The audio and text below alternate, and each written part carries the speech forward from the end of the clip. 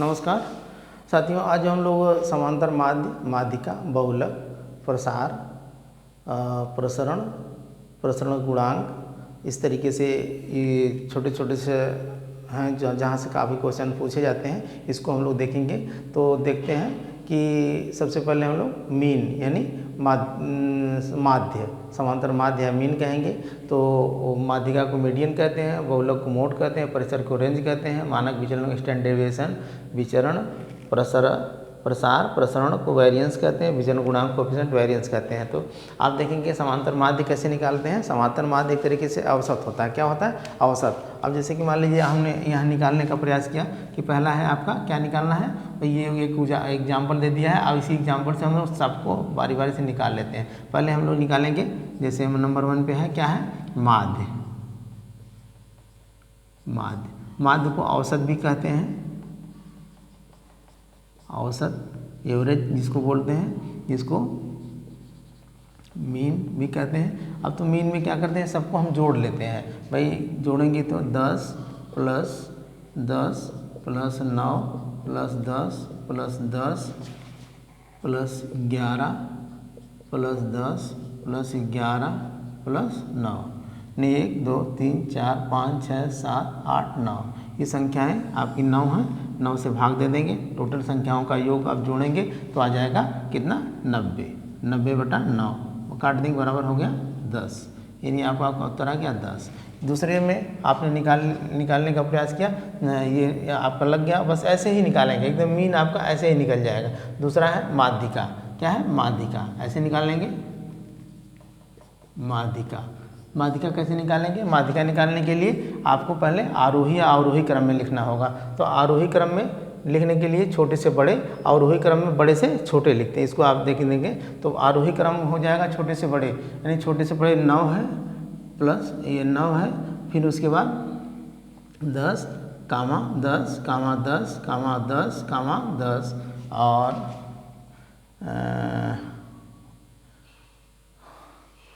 11 कामा 11।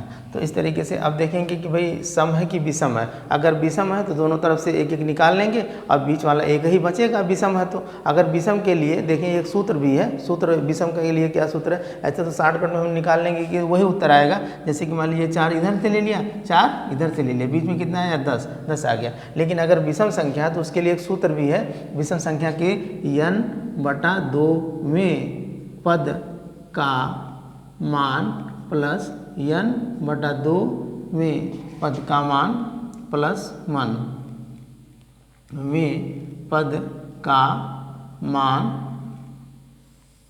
बटा 2, ये हो जाएगा सूत्र। तो इस पे रखेंगे तब भी वही आएगा। आप रख के ट्राई करके देख लीजिएगा।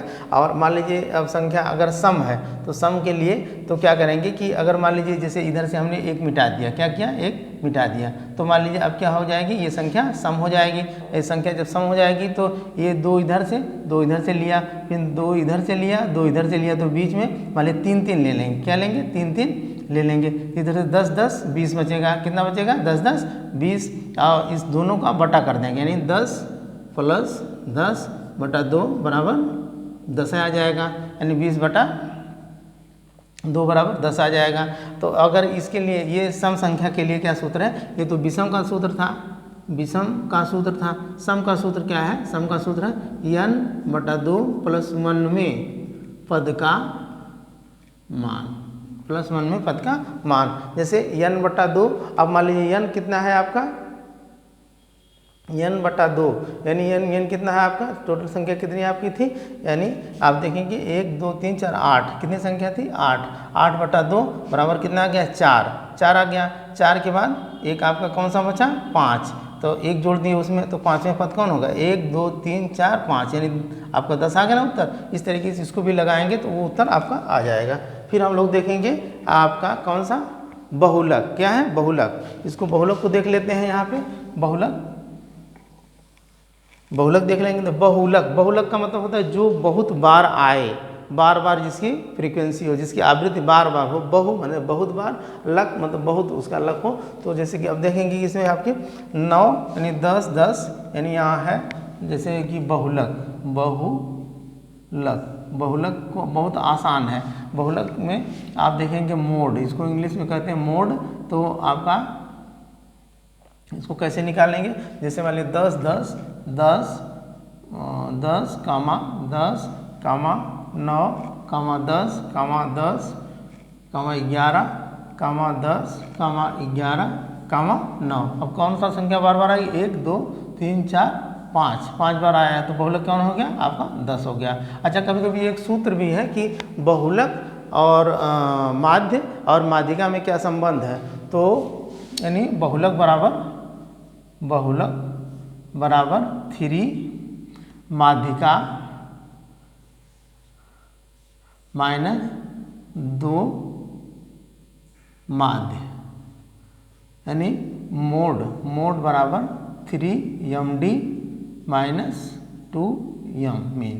इस तरीके से भी इसको याद कर सकते हैं। कभी कभी तीनों का एक कोई प्रश्न दे देगा कि इतनी माध्यिका है, इतना माध्य है, तो उसका मोड ज्ञात कीजिए, या इतना मोड है, तो इससे 3 सूत्र बन जाएंगे। आपको इधर उधर प्लस इधर करेंगे तो माइनस का निशान प्लस हो जाएगा, प्लस का निशान माइनस हो जाएगा। इसको आप याद कर लेंगे।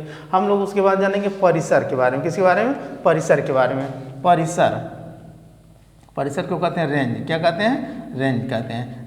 रेंज क्या कहता है कि भाई सबसे बड़ी संख्या से सबसे छोटी संख्या को घटा दिया जाएगा तो वही उसका परिसर हो जाएगा। अब यहाँ आप देखेंगे सबसे बड़ी संख्या आपकी क्या है, 11 है। क्या है, 11 है। सबसे छोटी संख्या क्या है, 9 है। 9 में से 11 में से 9 घटाएंगे 2 आ जाएगा। कितना आ जाएगा, 2। कितना आ जाएगा, 2। कभी कभी देखिए इस तरीके से क्वेश्चन बन जाता है कि मान लीजिए -2 -3 -5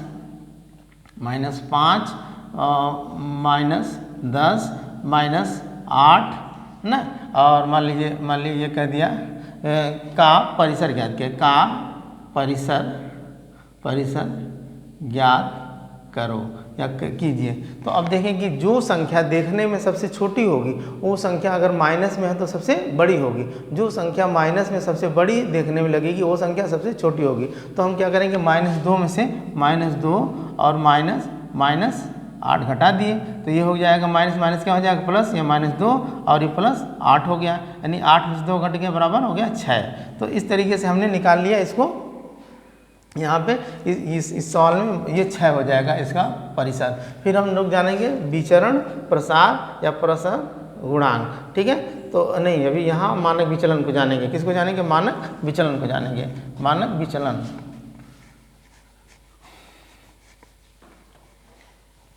मानक विचलन को कैसे जानेंगे। अब देखें कि मानक विचलन क्या होता है।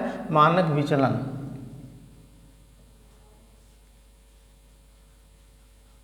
विचलन ज्ञात करने के लिए पहले हम क्या ज्ञात करते हैं, माध्य ज्ञात करते हैं। तो माध्य हमारा कितना था, हमने यहाँ याद किया था माध्य को। माध्य हमारा कितना था, 10 था। कितना था, 10।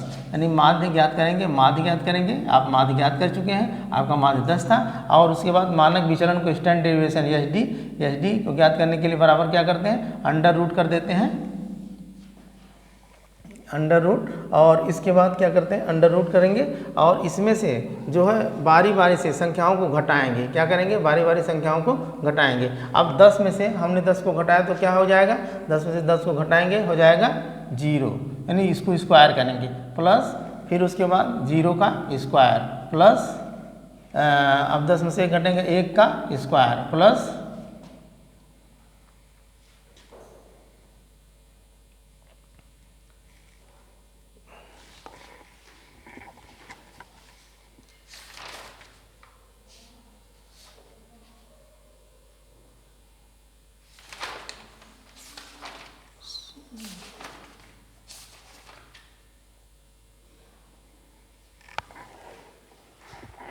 यहाँ देख लेते हैं, थोड़ा सा कंफर्म नहीं था इसलिए मैं देखने चला गया। फिर 1 का स्क्वायर और प्लस 1 का स्क्वायर प्लस 0 का स्क्वायर प्लस 0 का स्क्वायर प्लस यहाँ 10 में से जब 10 घटाएंगे 11 घटाएं तो ये हो जाएगा -1 का स्क्वायर और ये 0 का स्क्वायर प्लस यहाँ प्लस और ये हो जाएगा आपका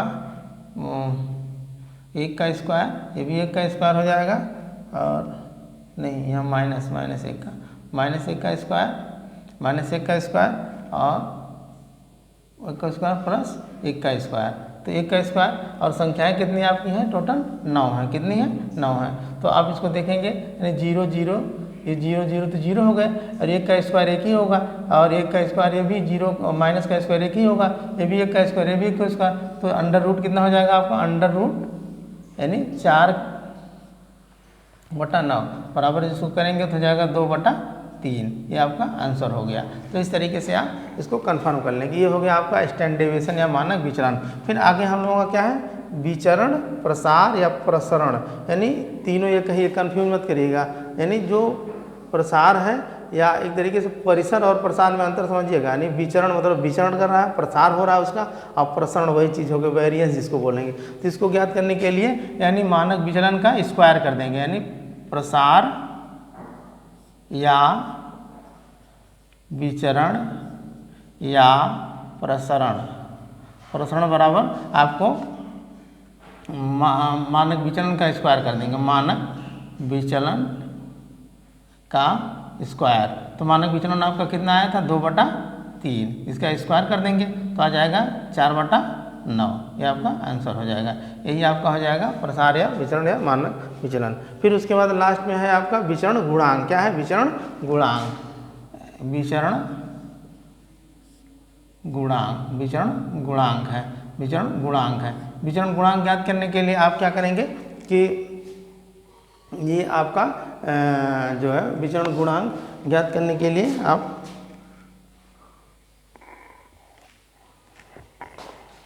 विचलन गुणे 100% बटा माध्य। तो आपका विचलन कितना आया था, यानी विचलन आपका कितना आया था, 2/3, और माध्य कितना आया था आपका, माध्य आया था आपका, माध्य आया था 10। कितना आया था, 10 गुणे 10 और इंटू 100। तो इसको आप करेंगे तो ये मान लीजिए ऐसे हो जाएगा। तो ये हो गया 200 और ये 30, तो 0 0 से कट गया, और 20/3 यानी आपका 3 6 18 और 6.66 करके आंसर आपका आ जाएगा। तो इस तरीके से यहाँ से भी काफ़ी क्वेश्चन बनते हैं। हालांकि डिटेल्स में ये तो 60 तरीके हैं जो एक तरीके से नॉन ग्रुप डाटा, यानी एक ग्रुप डाटा में अगर निकालना होगा मानक विचलन या इस तरीके से माध्यिका वगैरह, तो उसके बड़े बड़े सूत्र होंगे। लेकिन आपके जो वनडे एग्जाम्स हैं या जो आपकी शिक्षक पात्रता परीक्षाएँ हैं, उसमें ये छोटे छोटे ही क्वेश्चन इस तरीके से पूछेंगे। तो आज के लिए इतना ही, धन्यवाद।